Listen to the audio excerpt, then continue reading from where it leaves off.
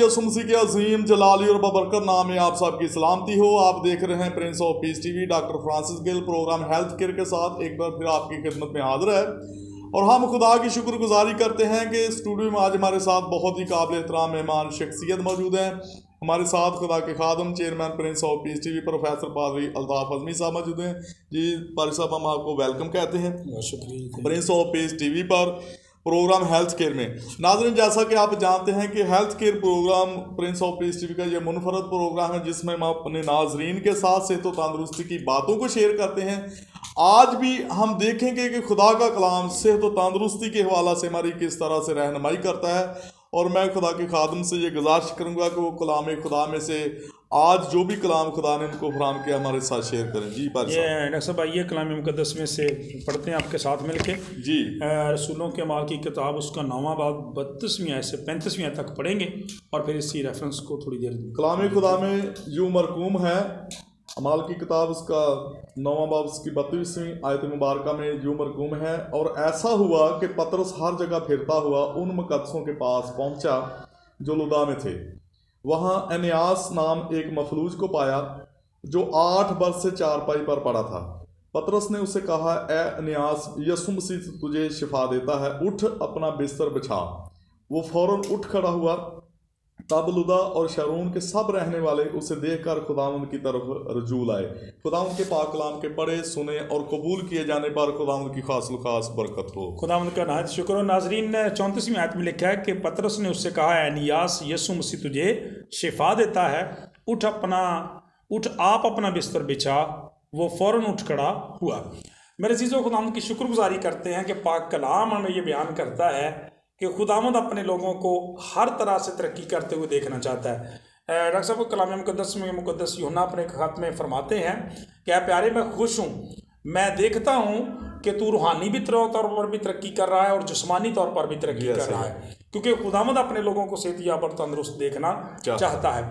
आज का जो हवाला हमारे सामने पेश किया गया मेरे चीज़ों, वो हमारे लिए बड़ी तसल्ली और तकवीत का सरचश्मा है। पहली बात तो डॉक्टर साहब इस हवाले से इसमें तखसीसी बात यह है कि आज भी खुदावंद यीशु मसीह अपने खादमों को, जैसे हम पढ़ते हैं अमाल की किताब के अंदर हमें पता चलता है कि जहाँ पे अनाजील का इख्तिताम होता है वहाँ से अमाल की किताब का आगाज़ होता है, रूहुल कुद्दस नाज़िल होता है। वो अथॉरिटी और इख्तियार जो खुदावंद यीशु मसीह ने अपनी ज़िंदगी के अंदर अपने शागिर्दों को बख्शा था और रूहुल कुद्दस की सूरत में, उसकी अमली सूरत में नज़र आती है, वो काम करता हुआ नज़र आता है। और शागिर्दों की तवस्सुत से, रसूलों के तवस्सुत से बहुत सारी ज़िंदगियां जो हैं वो बहाल हो रही हैं, बीमार तंदुरुस्त हो रहे हैं, बदरू गिरफ्तार आज़ाद हो रहे हैं। खुदावंद बड़े बड़े काम कर रहा है। तो आज भी शुक्रगुजारी करते हैं कि खुदा का कलाम ये बयान करता है कि ये इख्तियार खुदा के खादमों के पास है, खुदावंद यीशु मसीह की तरफ से, और वो लोगों की बहाली और शिफा के लिए अपने खादमों को इस्तेमाल करता है। चुनांचे जब पतरस रसूल ये फरमाते हैं, लिखा है मेरे अज़ीज़ों कि एनियास, यीशु मसीह तुझे शिफा देता है, तो इससे पहले जो बात लिखी है कि ये डॉक्टर साहब, ये जो मरीज़ है शख्स एनियास जो है, ये 8 साल से मफलूज है। तो मैं समझता हूँ इससे तंदुरुस्ती की जब हम बात करते हैं तो कई दफ़ा हम भी मायूस हो जाते हैं। थोड़ी देर इलाज करवाते हैं, थोड़ी देर के मेडिसिन लेते हैं और उसके बाद हम परेशान हो जाते हैं, या दुआ करते हैं रूहानी तौर पर भी अगर शिफा चाहते हैं, उसमें भी हम थोड़ी देर ही चर्च जाते हैं और फिर उसके बाद हम परेशान हो जाते हैं, दुआ करना छोड़ देते हैं। तो मेरे चीज़ों मायूसी की बात नहीं है। इस शख्स के बारे में लिखा है कि 8 साल हो गए थे इस शख्स को, ये फालतज़दा था।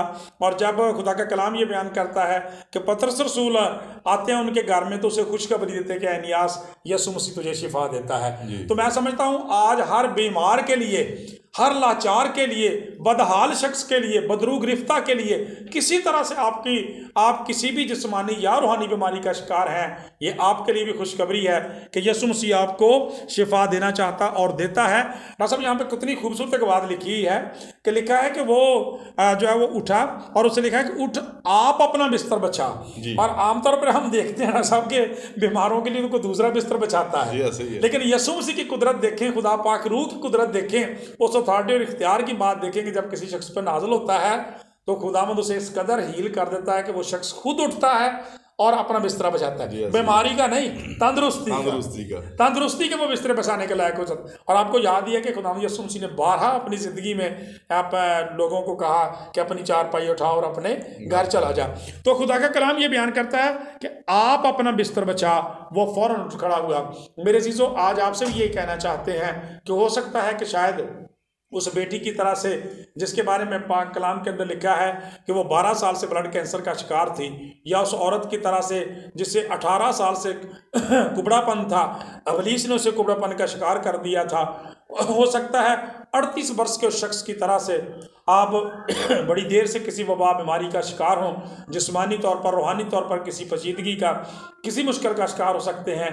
खुशी की खबर यह है कि इनियास खुदावंद तुझे शिफा देता है और आप अपना नाम पुकार सकते हैं। न समझ में खुदा के खादम बड़ी खूबसूरत बात कहते हैं कि जब खुदावंद नाम लेकर पुकारता है तो इसके पहले मतलब तो इसका सब ये बनता है कि खुदावंद पूरे तौर पर आपको जानता है, आपसे वाकिफ है, आपके हाल और हालात से वाकिफ है। और दूसरी बात ये कि वो आपसे मोहब्बत रखता है, क्योंकि बुजुर्ग, जब हम बुजुर्ग यूनान की इंजील के 11वें बाब में लाजर का वाक्य पढ़ते हैं तो वहां पर भी लाजर का नाम लेकर खुदावंद यीशु मसीह ने पुकारा। इसका मतलब खुदावंद उसने मोहब्बत रखते थे। तो आज भी खुदावंद आपसे मोहब्बत रखते हैं। वो चाहते हैं कि आप शफायाब हो जाएं, तंदुरुस्त हो जाएं।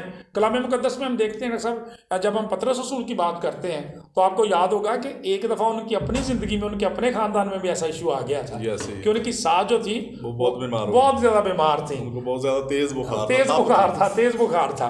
और जैसे यहाँ पे लिखा है कलाम आला, वो भी पढ़ी होगी, लेकिन खुदा का कलाम बयान करता है कि जैसे ही यीशु मसीह ने जाके ब्लेस किया, हील किया, तो लिखा वो फौरन उठकर उनकी खिदमत करने लगी। हालेलुया जी। तो खुदा का कलाम ये मेरे जो बयान करता है, जो खिदमत, जो तोड़ा खुदा ने आपको दिया है, जो खिदमत आपको दी है चर्च के अंदर, कलीसिया के अंदर, किसी खानदान में या किसी भी जगह पे, खुदावंद आपको अपने जलाल के लिए इस्तेमाल करता है। नियास की तरह से आज आपके लिए भी ये खुशखबरी का दिन है कि यीशु मसीह तुझे शिफा देना चाहता है, सेहतयाबी देना चाहता है, तंदुरुस्ती देना चाहता है, बहाली और बरकत देना चाहता है। इसलिए वो फरमाता है, थके मांदो बोझ के दबे लोगों मेरे पास आओ, मैं तुम्हें आराम दूंगा।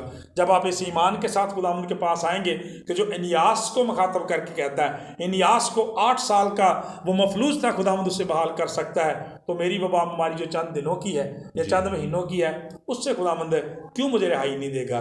ईमान रखने की ज़रूरत है, खुदावंद के पास आने की ज़रूरत है और शिफा पाने की ज़रूरत है।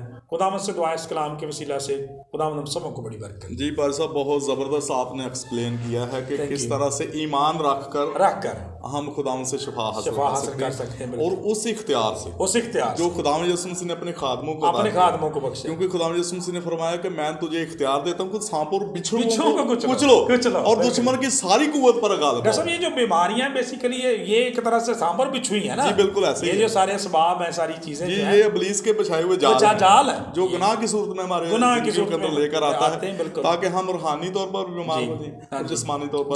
खुदा चाहता है कि हम तंदुरुस्त रहें, रूहानी तौर पर भी तंदुरुस्त रहें और जिस्मानी तौर पर भी। पारी साहब, हम आपके बहुत मशकूर व ममनून हैं प्रिंस ऑफ पीस टीवी को वक्त देने के लिए। नाज़रीन, इसके साथ हमारे प्रोग्राम हेल्थ केयर का वक्त खत्म हुआ चाहता है। फिर मिलेंगे नए प्रोग्राम में नए गेस्ट के साथ। उस वक्त तक दीजिए हमें इजाजत। God bless Prince of Peace TV, God bless all of you, God bless Pakistan जिंदाबाद। देखते रहिए प्रिंस ऑफ पीस टीवी।